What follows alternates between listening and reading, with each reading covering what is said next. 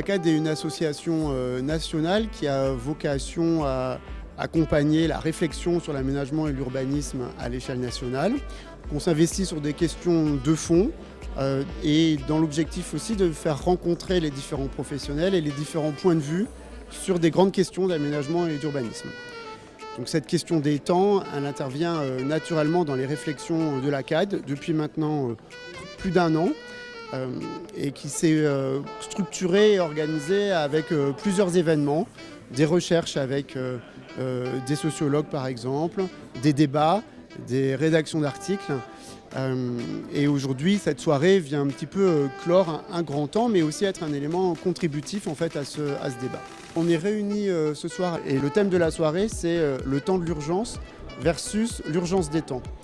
Alors c'est un sujet qui est important dans l'aménagement et l'urbanisme d'aujourd'hui, puisque ces pratiques sont aujourd'hui de plus en plus questionnées et interpellées justement par cette question des temps. On a vu après le Covid des attentes de la part de la société, des habitants, d'intervenir rapidement sur des solutions, mais en même temps il y a des enjeux globaux, planétaires, comme le changement climatique ou la biodiversité par exemple, qui appellent à ce qu'on intervienne dans le temps long. À l'issue de ce travail par table, une synthèse sera faite sous la forme d'une grande frise, la frise des temps, où l'on retrouvera les différentes contributions organisées dans les grands temps de l'aménagement et de l'urbanisme, à savoir le temps court, le temps moyen et le temps long. Le travail sera synthétisé et donnera lieu à un manifeste qui sera publié et signé par l'ensemble des professionnels qui ont participé à cette soirée.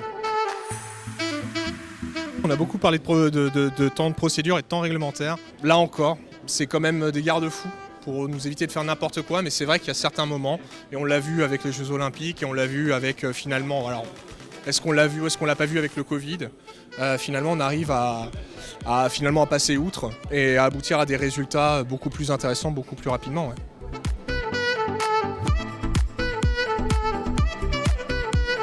Sur les tables, on ait suffisamment d'acteurs divers. On a pas mal de bureaux d'études. Il faut aussi avoir des maîtres d'ouvrage, aménageurs, mais aussi aménageurs privés et publics. Parce qu'en fait, même entre aménageurs privés et publics, on se rend compte que c'est pas la même appréhension de ce temps-là.